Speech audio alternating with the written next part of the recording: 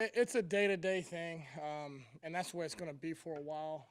The biggest thing coming in here, we wanted to really build continuity amongst that group, and there's been so much competition. We didn't have a lot of guys, for instance, but there's been a lot of competition amongst the people we have, so there's been a lot of moving parts with it. But I feel like the last 3 days we've kind of gelled together and done some decent stuff. And like I said, we got to, we're not good enough right now to just show up. We got to learn how to stack days together and build some consistency amongst that group. And I think we simplified some things up front, and it's allowed us to play faster and get better results as far as the last couple practices went. Coach, I talked to a couple players on Sunday, and they also mentioned the continuity that you guys have. Why is that important to your group? Well, it's the only position that you have so many people that have to play in unison. I mean, football is the ultimate team game, and everybody has to do their job. But it's one of those things. A receiver can bust a route or an assignment on the backside of something. Sometimes you can survive and have a successful play. If one offensive lineman doesn't do his job, usually the play is not successful. So, you get 80 to 90 to 100 snaps a game. You need to play at a high level together to be able to be successful. I mean, you think about it, you might have one old lineman apiece, have 10 to 15 plays that didn't go his way. You think, well, out of 100, you got 85 of them right. That's not a bad day. But you start adding them up, and they're not all together, and all of a sudden you got somewhere around 60 plays that didn't go your way because you didn't play in unison with that group, and it really goes up. You can't be 50, 60% out there and win games. Coach, we're in fall camp at this point. It's kind of musical chairs with some of the positions. We know the names Aaron Brewer, Reese Jordan. Are there some other guys we don't know that are kind of emerging in camp? Two names that kind of come to mind, or I guess three names that come to mind just because they've been running with the ones the last couple of days.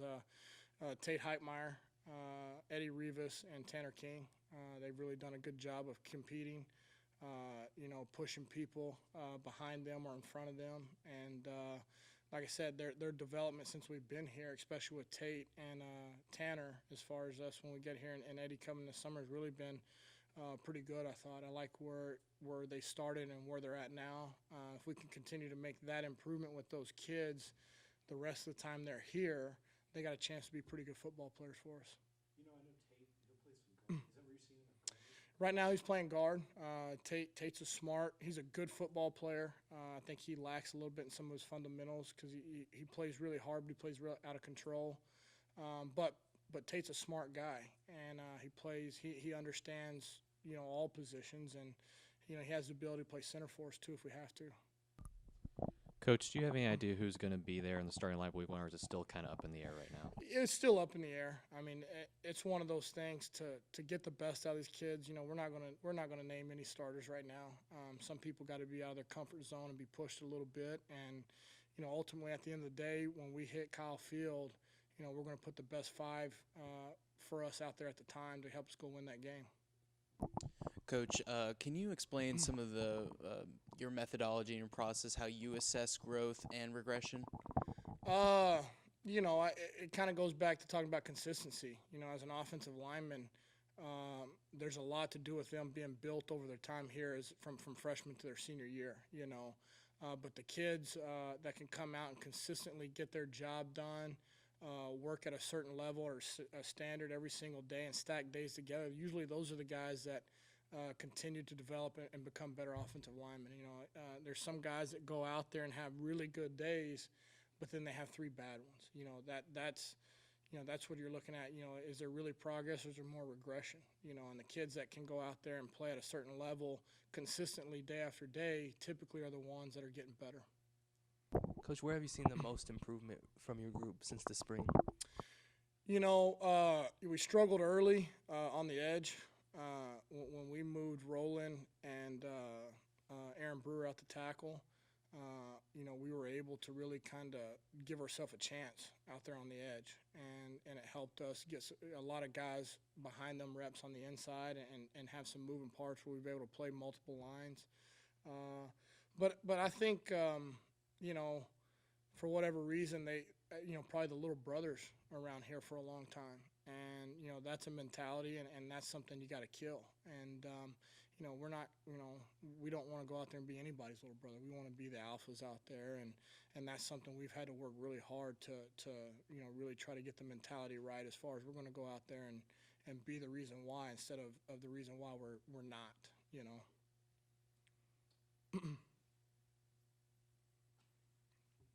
I was talking to Coach Saltwasser earlier about getting the guys in shape over summer. Yep. Have you seen the results of conditioning in your linemen? We've dropped a lot of bad weight, that some of these kids had. Our weights aren't as heavy as we want them to be right now, but they're better athletes. And right now, we would take a better in shape, leaner, athletic kid as opposed to a kid that had dead weight, And he's done a great job with them as far as changing their bodies and their muscle tone. And from here moving forward, after we kind of dropped and built a base, we really need to work on building explosive speed and energy through those guys while adding the good weight, and I think they're in the process of doing that. Coach, of course we're going to get to talk to Aaron Brewer and Reese here in a little bit, but why are those guys seem to be like their locks on your offensive line? Are there other things besides being leaders on the line and being able to stay continuous and keep that continuity? I think one with those guys, they just played a lot of football. They for the most part, I don't know 100% sure. I think Aaron started since he's a true freshman, and I would say Reese has probably started somewhere since either a true freshman or a redshirt freshman year. So they've played tons of football. They've seen a lot of fronts move. They've seen everything, and so again, though, they're good athletes. They're fluid athletes that are tough kids. They love to play football.